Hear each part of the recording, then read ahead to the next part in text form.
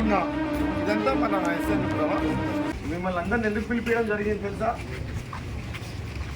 మీ అందరి మీద షీట్లు సస్పెక్ట్ షీట్లు ఉన్నాయని తెలుసు కదా అందరికీ. ఇప్పుడు రాబోయే ఎలక్షన్స్ రాబోతున్నాయి. సో ఎలక్షన్స్ టైంలో మీరు ఏ ఇల్లీగల్ యాక్టివిటీలా పాల్గొనొద్దని మీకు చెప్పడానికి చూడడం జరిగింది. ఎందుకంటే అలా మీరు ఇన్వాల్వ్ అయ్యారనుకో, ఏదో చిన్నదానికి టెంప్ట్ ఇన్వాల్వ్ అయ్యారనుకో, మళ్ళీ దాంట్లో మీద స్పెసిఫిక్ కేసెస్ పెట్టడం జరుగుతుంది.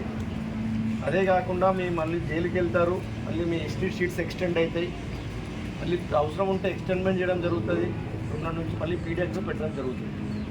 సో మీ అందరికీ ఒక కాషన్ ఇవ్వడానికి ఈ రాబోయే ఎలక్షన్స్లో మీరందరూ బుద్ధిగా ఈ పనులు చేసుకొని ఇంటి పట్టు ఉండాలి. కానీ ఎక్కడ ఎనీ ఇల్లీగల్ యాక్టివిటీ, దేనికి సప్లై చేయడానికి మనీ కానీ, ఇల్లీగల్ లిక్కర్ కానీ, any law and order situation కానీ, న్యూసెన్స్ క్రియేట్ చేయడానికి మీరు ఎక్కడా పోవద్దు.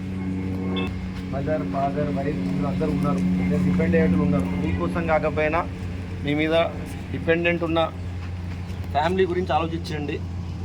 సో ఎనీ ఇల్లీగల్ యాక్టివిటీలో పాల్గొనకండి. నెక్స్ట్ దీన్ని ఒక అవకాశం కూడా తీసుకోండి.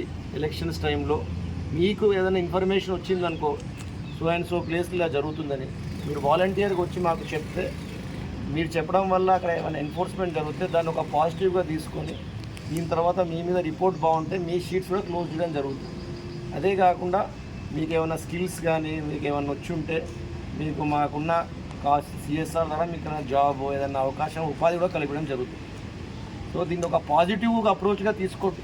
ఏదో పిలిపించారని దీనికి నాట్ ఏ నెగిటివ్ థింగ్. మళ్ళీ పిలిపించారు మీకు ఒక కాషన్ ఇవ్వడానికి, ఫ్యామిలీలో మెంబర్ లాగా చెప్తున్నాం, మీ అందరికీ ఒక కాషన్ ఇవ్వడానికి అని పాజిటివ్గా తీసుకొని ఎలక్షన్ టైంలో పోలీస్కి మీరు అందరూ సపోర్ట్గా ఉండాలని.